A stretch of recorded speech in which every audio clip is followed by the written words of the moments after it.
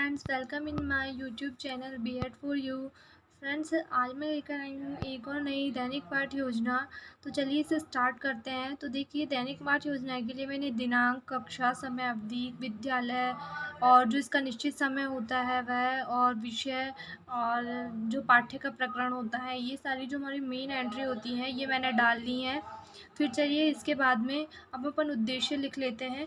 तो इसके उद्देश्य में जो हमारा पहला उद्देश्य है वो ज्ञान है, और जो हमारा इसका प्रकरण है वो है पारिस्थितिकी तंत्र। तो फ्रेंड्स, पारिस्थितिकी तंत्र क्या होता है इसके बारे में ही हम विस्तार से अध्ययन करेंगे।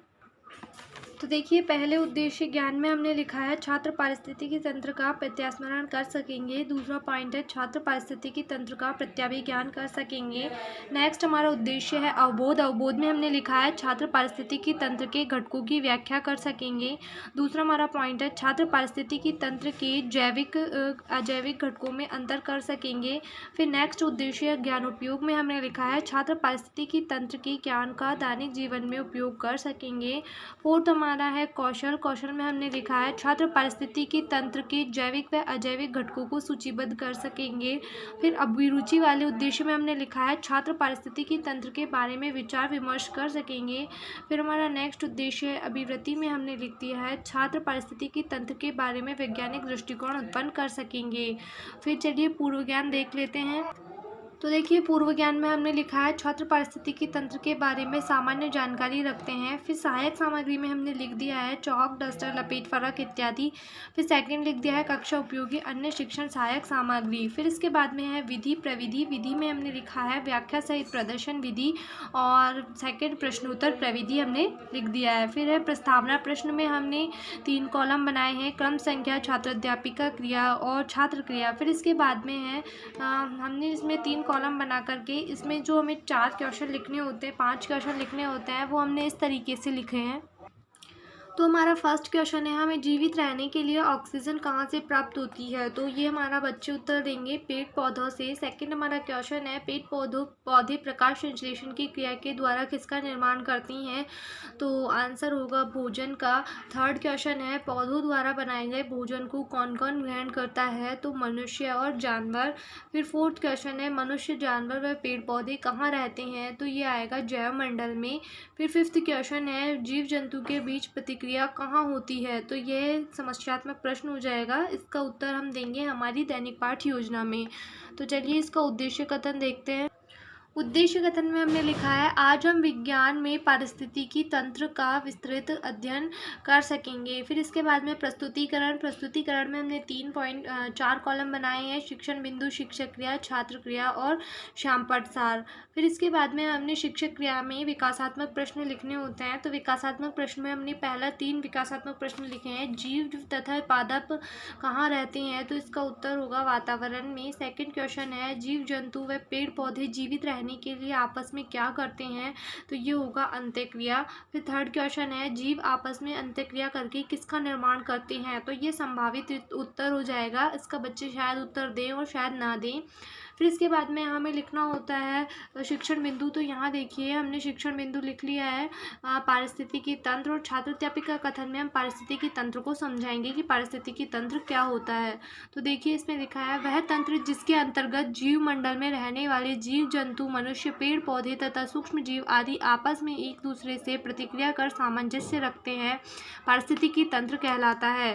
प्रकृति में सबका अस्तित्व बना रहे इसके लिए पौधे और जलवायु और पर्यावरण मिलकर कई प्रकार के पारिस्थितिकी तंत्र का निर्माण करते हैं, जैसे जल में रहने वाले प्राणियों का तंत्र अर्थात जलीय परितंत्र पारिस्थितिकी तंत्र। इसी प्रकार स्थलीय पारिस्थितिकी तंत्र भी कई प्रकार के होते हैं, जैसे कि मैदानी, पठारी, पर्वतीय पारिस्थितिकी तंत्र।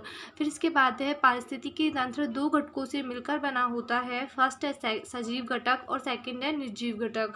तो इस तरीके से हमने यहाँ पर पारिस्थितिकी तंत्र क्या होता है और वो कितने घटकों से बनकर बना होता है ये हमारे पहले शिक्षण बिंदु में हमने समझा दिया है।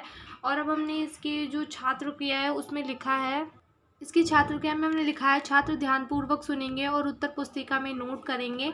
और इसके श्यामपट्ट सार में हम पारिस्थितिकी तंत्र 2 घटकों से बना होता है, जैविक घटक और अजैविक घटक।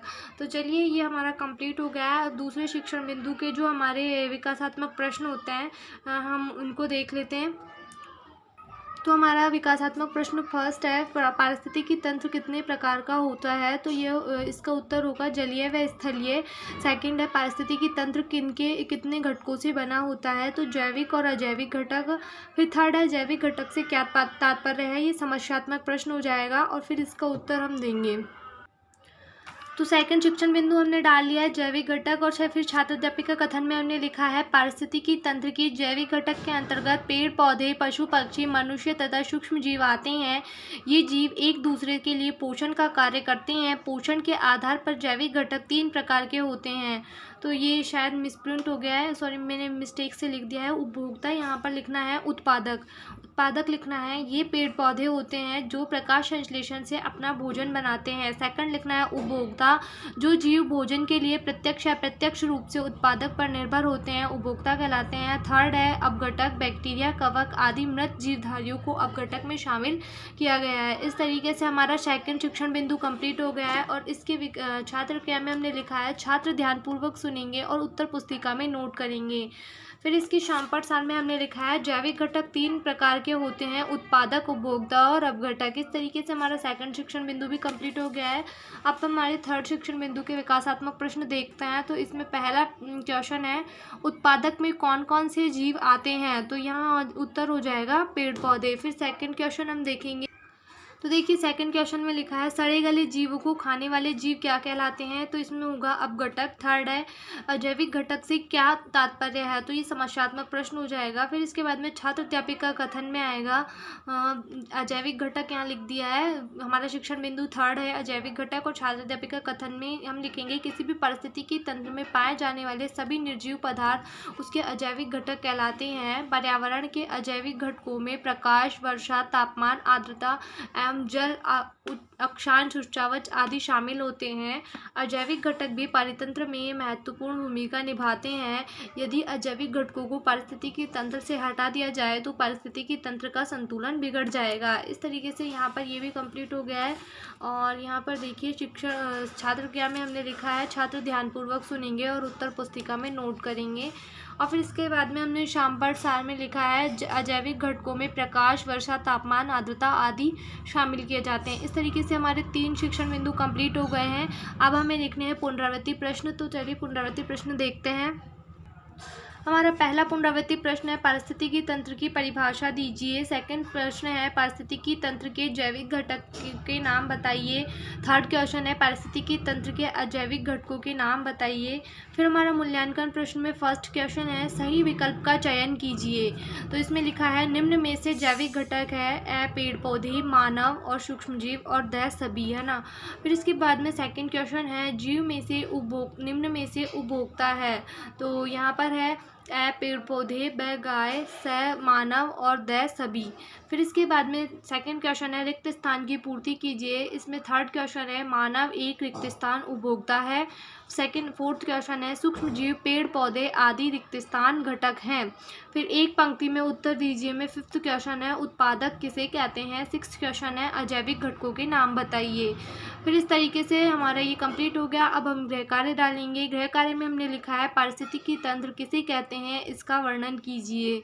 तो इस तरीके से हमारा ये जो एक दैनिक पाठ्य योजना है पारिस्थितिकी तंत्र पर, ये कंप्लीट हो गई है। आई होप आपको वीडियो पसंद आई होगी। वीडियो पसंद आई हो तो लाइक ज़रूर कर देना। चैनल पर पहली बार आए हो तो चैनल को सब्सक्राइब कर लेना ताकि आने वाली वीडियोज़ के नोटिफिकेशन आपको मिलते रहें। Thank you for watching my videos.